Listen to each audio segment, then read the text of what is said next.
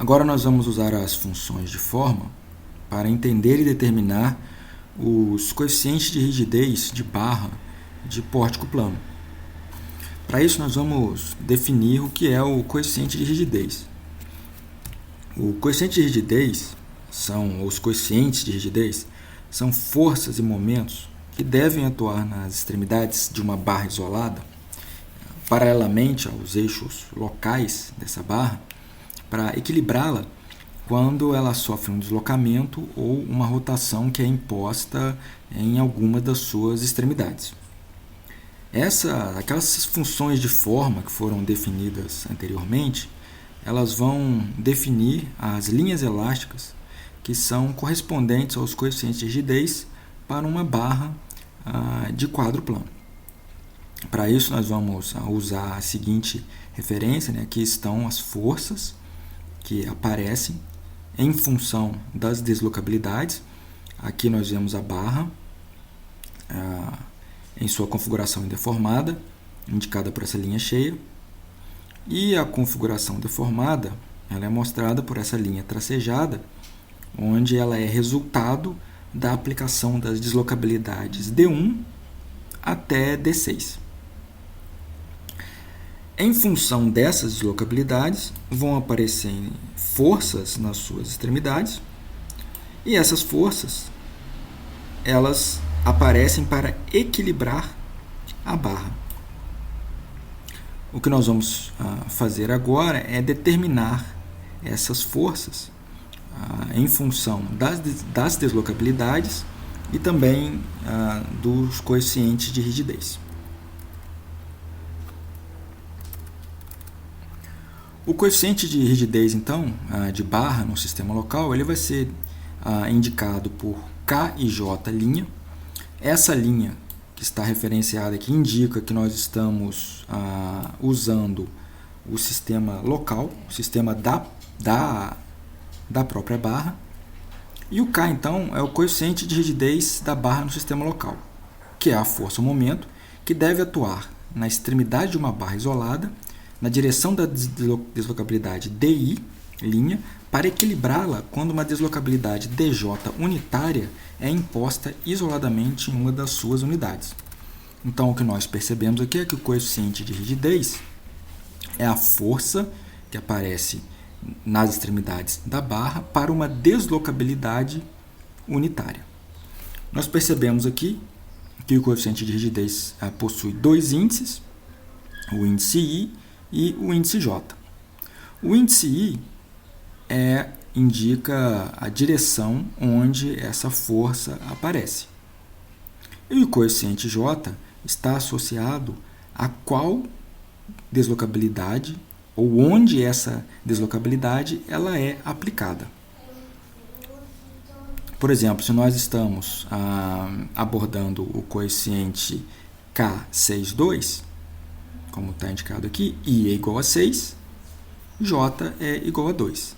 Então, K62 é a força que aparece na direção 6. Então, observem que vai ser uma força momento, que vai aparecer na direção 6, devido a uma deslocabilidade unitária que é aplicada na direção 2. Então, observem, K62, I é igual a 6, onde a força vai aparecer, e 2 é onde a deslocabilidade unitária, nós fazemos aqui então D2' igual a 1, onde ela é aplicada.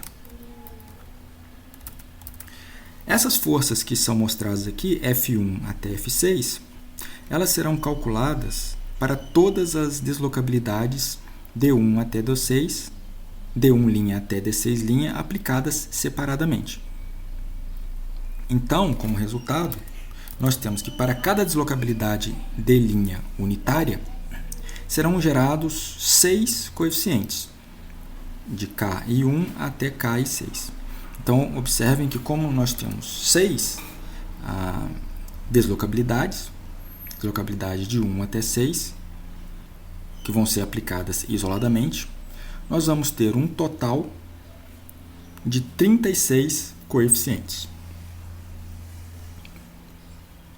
Então aqui, mais uma vez, nós temos a configuração deformada da barra isolada e o conjunto de forças e momentos que atuam nas extremidades dessa barra, paralelamente aos eixos locais.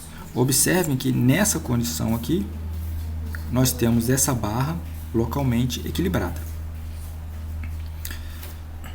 Nas figuras de baixo, são mostradas a aplicação de cada uma das deslocabilidades, de D1 até D6, e as forças que aparecem para equilibrar essas deslocabilidades em cada uma das configurações. Então, nós observamos aqui que quando aplicamos a deslocabilidade D1', aparecem aqui duas forças para que a barra mantenha-se equilibrada.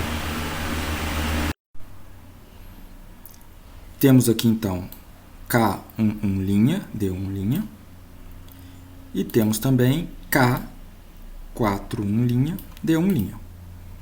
Vamos observar então que essas duas forças são necessárias para equilibrar o efeito de se aplicar uma deslocabilidade de intensidade D1' na extremidade esquerda da barra.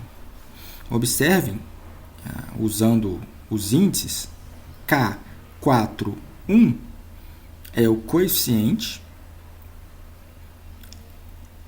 que aparece na direção 4, observem, aqui está indicada a direção 4, devido a uma deslocabilidade que é aplicada na direção 1, que é exatamente esta direção aqui como está indicada. Da mesma forma, nós temos aqui as forças que aparecem nessa figura. Vamos deixar indicado com um retângulo. Aqui nós temos a função de forma, N6. Observem que a função de forma N6 equivale a uma deslocabilidade aplicada na direção 6, como está indicado aqui. Observem que ela também segue um sinal positivo com a regra da mão direita, o vetor saindo do plano da tela. Para essa função de forma, nós temos então as forças que vão equilibrar as forças necessárias para equilibrar o efeito de uma deslocabilidade no nó da direita. E essa deslocabilidade é uma rotação nesse nó. O que nós percebemos aqui é que para essa deslocabilidade nós temos os coeficientes K26, K36, K66 e K56. Por exemplo, o coeficiente K26, I igual a 2, J igual a 6, é o coeficiente que aparece na direção de F2, como está indicado aqui, aparece na direção de F2, devido a uma deslocabilidade aplicada na direção 6.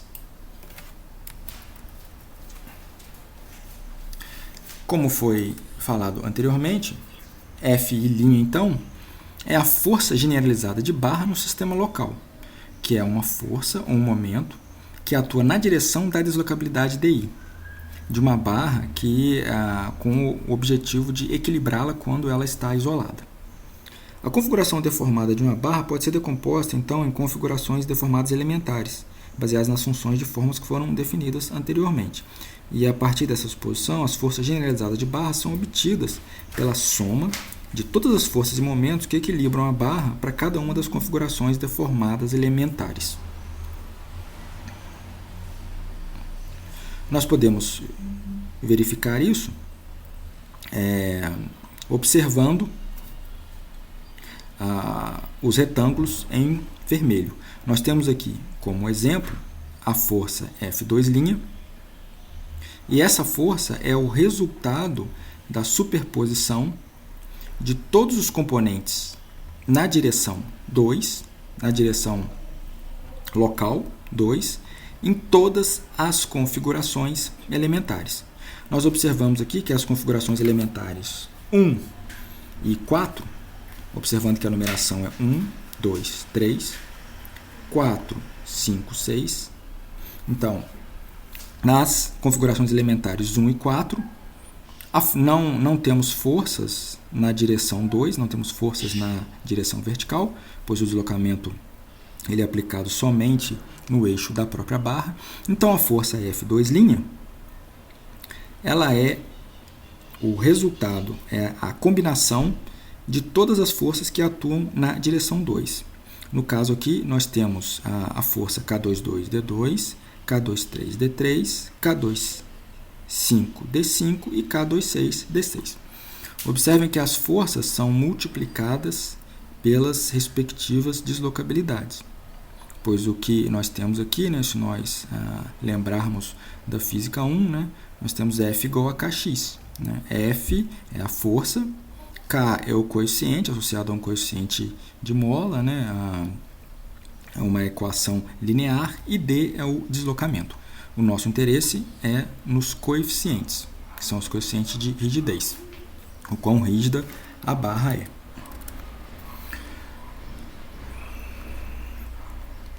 As deformações axiais, elas não influenciam os coeficientes de rigidez transversais e vice-versa, assim como as deformações transversais não vão influenciar os coeficientes axiais. E devido a isso, algum deles serão nulos. A superposição das configurações deformadas elementares vai resultar em uma relação entre cada força nodal generalizada F' e as deslocabilidades da barra. Por exemplo, nós temos aqui a força F1', ela é obtida pela soma das forças axiais na extremidade da barra. E o resultado é esse que aparece mostrado aqui. Notem que nós temos aqui D1', é a deslocabilidade aplicada na direção 1. Aparece então, para equilibrar as forças, K11D1 e K41D1.